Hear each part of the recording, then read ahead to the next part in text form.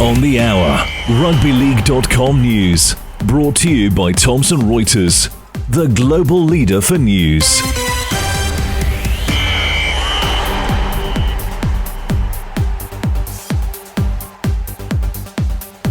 Coming up, Parramatta cooked the Chooks, leaving the Roosters in danger of missing the finals. Warriors consolidate their place in the top four as Manly keep the dream alive.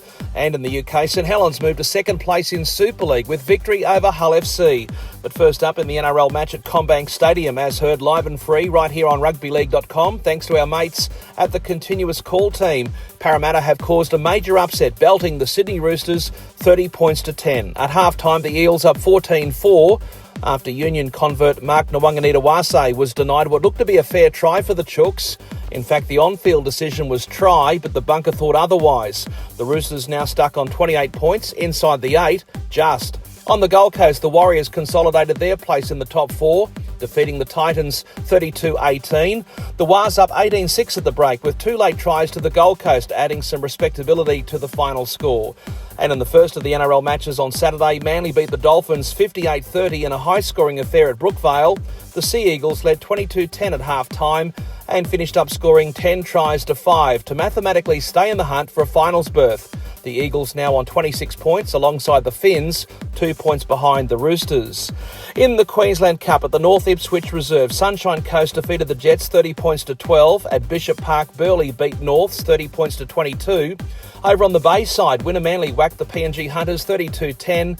And on the Darling Downs at Toowoomba, the Tigers too good for the Clydesdales, 40 points to 20. In the New South Wales Cup at Redfern, Canberra defeated South Sydney 38-26. At Lidcombe, the Bulldogs beat Western Suburbs 40 points to 18. At St Mary's, the Dragons pipped Penrith 31-30. And across the Tasman and Auckland, the Warriors smashed Parramatta 54-4. In the bush, in Queensland, they had the grand final in the beef capital of Rockhampton. Yeppoon toppled last year's premiers Emu Park 32-16.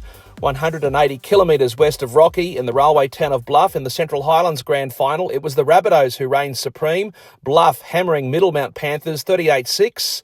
In the Central Burnett Grand Final at Biggenden, the Warriors are celebrating as we speak after they defeated Gayndah 18-10. And up in the Gulf at Normanton, the Mornington Island Raiders lifted the trophy after beating the Stingers 18-8. In the UK, St Helens went to second place on the Super League table with a 16-10 victory over Hull FC. Saints up 8-6 at the interval. And in the match in Greater Manchester, Lee brushed aside Salford 38-6 after the Leopards went to the break leading 12-6. In player signing news, Salford have signed halfback Rowan Milnes on loan for the rest of the season. The 25-year-old has spent the last 3 weeks on loan at Hull KR without playing a single game.